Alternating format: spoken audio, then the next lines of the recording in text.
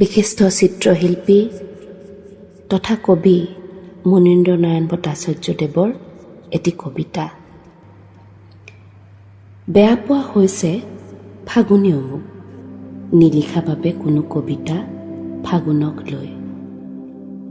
সিদ্ধান্ত এটা সেয়ে আজি দুয়োজনে লওঁগৈ বুলি পৰশ ফাগুনৰ।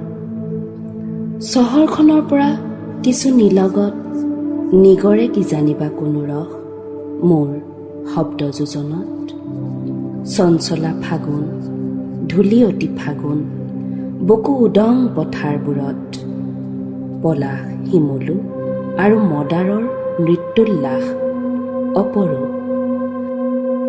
নদী এখনো গৈ থকা অৱস্থাত পথটোৰ ঠিক দাঁতি কাষৰেদি পৰিচয়টো দেখোঁ ধীৰ স্থিৰ শান্ত সমাহিত ৰূপ তাৰ। নীল আকাশ, শুকুলা মেঘ, বিৰিখৰ ডালে ডালে ৰাংঢালী চৰাইবোৰৰ কত ধৰণৰ যে কলৰৱ।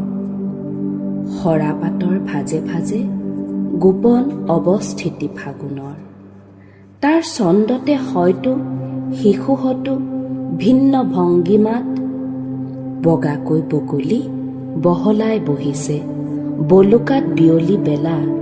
কোনোৱে আকৌ কলৰে পাততে কাউৰী পৰে, আগলতি চিতমূৰ লৰে চৰে।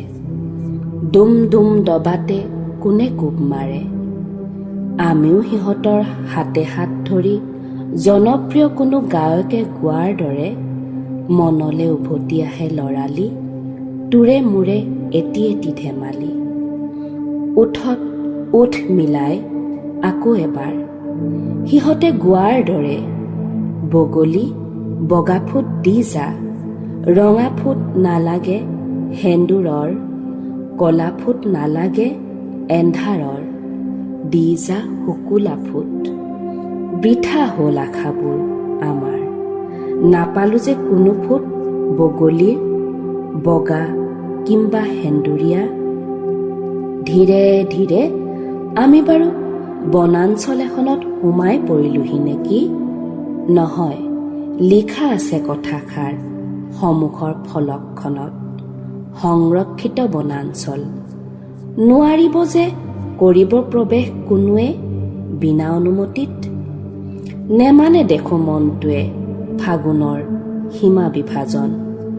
শিশুকেইটাকে হে সন্মুখত লৈ আগুৱাওঁ গৈ বলা আৰু কিছু দূৰ। এনকাউণ্টাৰ এটা হঠাৎ আৰক্ষীৰ দল এটাৰ সতে দেখুৱাবলৈ হিচাপ হয়তো কোনো উগ্ৰবাদৰ। চিটিকি পৰিল তেজবোৰ মোৰ বুকু ভেদি। ফাগুনীৰ মুখাবয়বত আঁকিবও পাৰে কোনে জানে এটা দৃশ্য তাইৰ কপালত। লিখা নাছিলো যে মই কোনো কবিতা ফাগুনক লৈ।